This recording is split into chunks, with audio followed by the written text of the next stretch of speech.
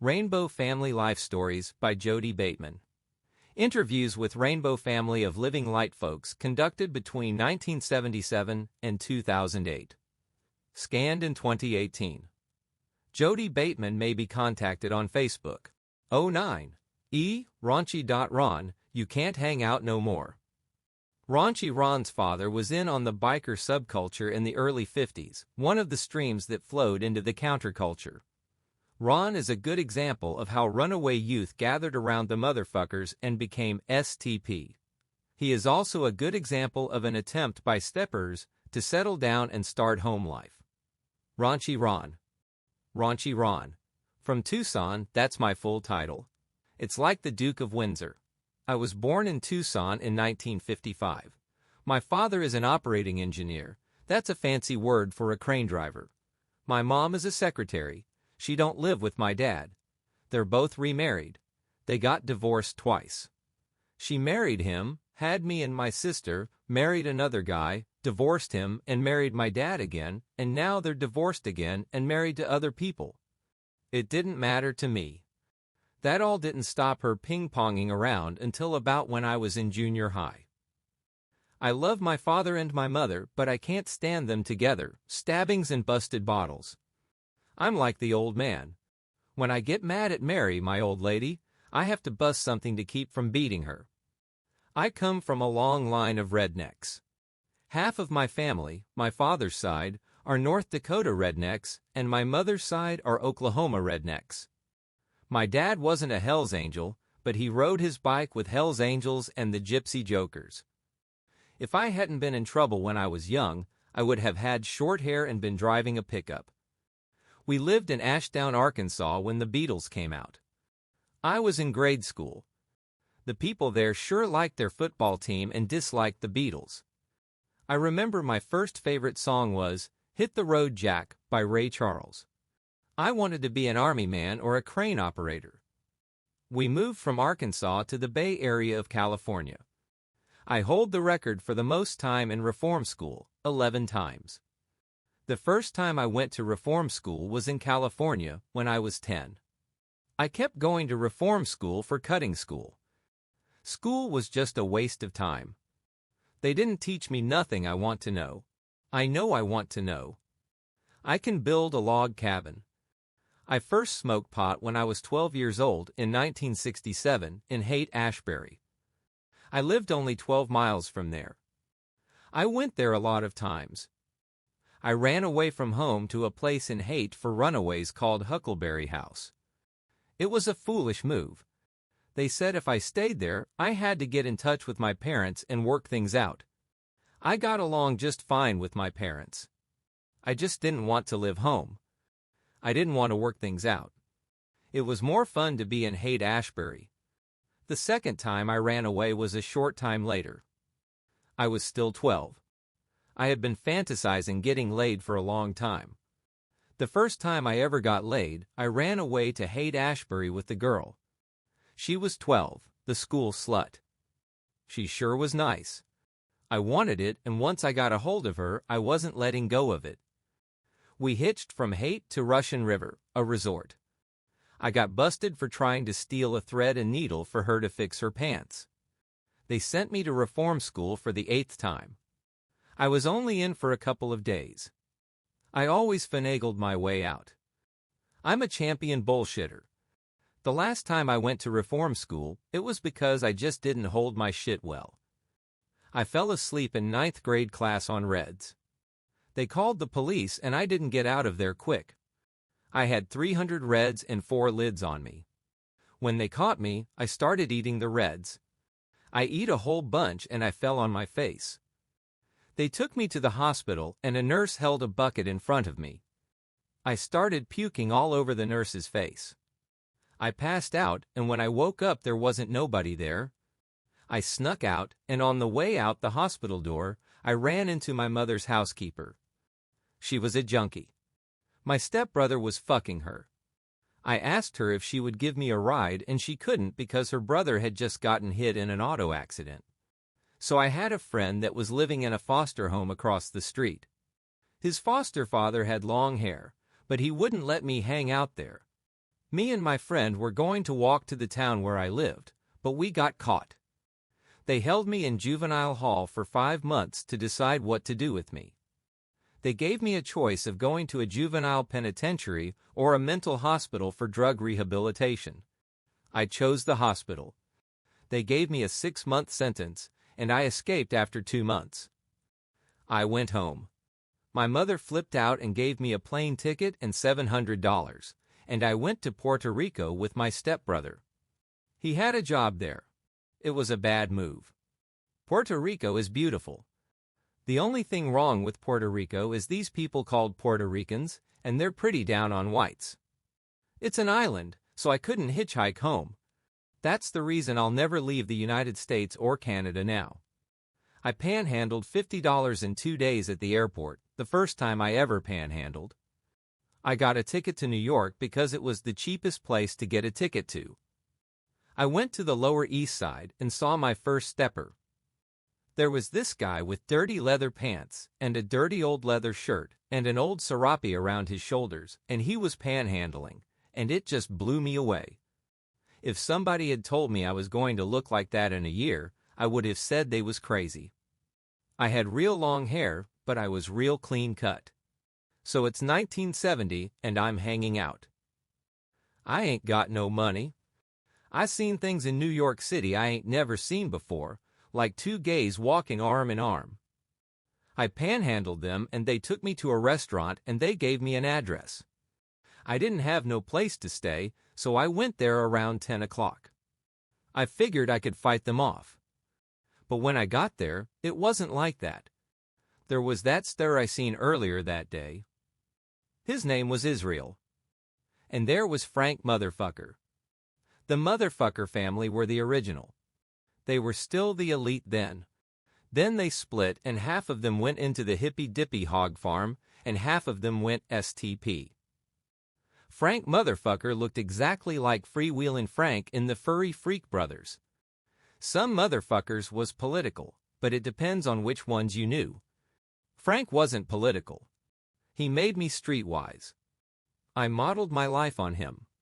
He's cleaned up his act now and got a job like I have. I saw the street people at Frank's and they said, "Hey man, you want a fifth of Jack Daniels?" And I said, "No, if you have a joint, I'll smoke it." I was all clean and young and they was all dirty and funky. I didn't drink, but give me a couple of months and I was drinking whiskey and beer and getting funkier and funkier. These was original street people, not like the punks hanging out now. STP started in New York City. A family there had a loft with the motherfuckers. They were called the tuna fish family because they found a big crate of tuna fish and some guy turned them on to STP and they made a whole bunch of tuna fish sandwiches and put STP on them and gave them away. So they was STP. I left New York.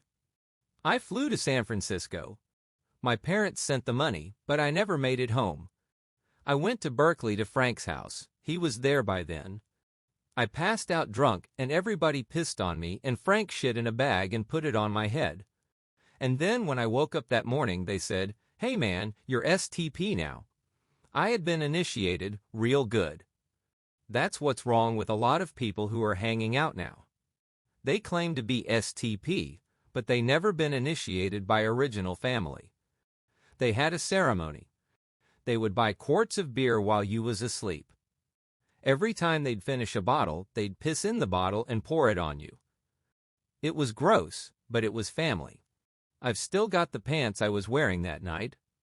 They're still blue jean, but just barely. They're patched with leather all over. I don't wear them no more because STP is dead. It's something you don't talk about. I ain't original family, but I am almost. It may all be forgotten, which is why I'm telling it to you. I had turned 16. A lot of people got on my case because I was young and stupid. People that didn't like me then, we all get along now. They come stay with me. I'm older, wiser, more on my case, you know, family. After I got initiated, I just hung out. There used to be a circuit that everybody went to.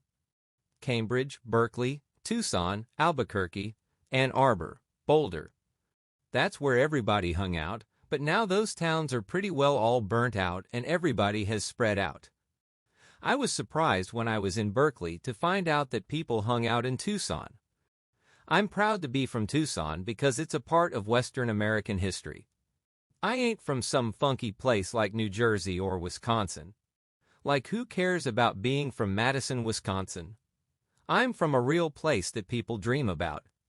I'm the only person I know that was born there. I had a good time at the Rainbow Gathering in Granby, Colorado in 1972.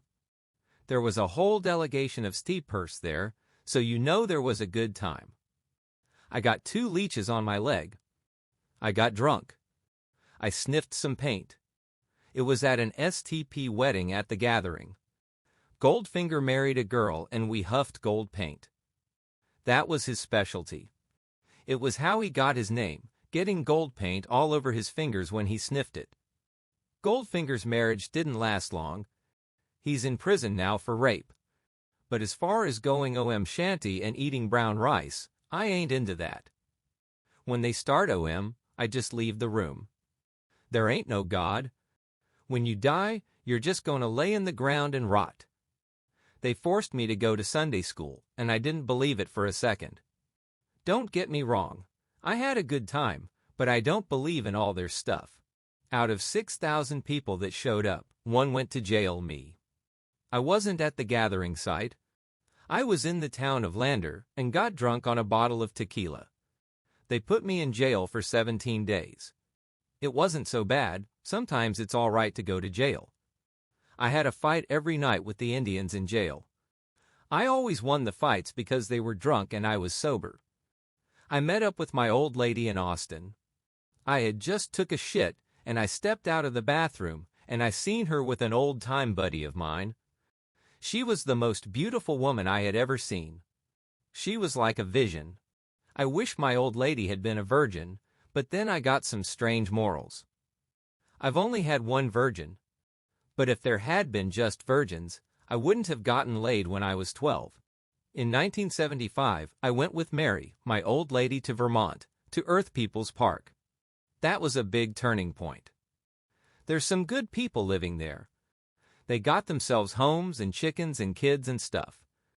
Their biggest hassle was some assholes came up from Boston, and they got in a hassle about who was to sleep in the tent, and one of them stabbed the other and killed him.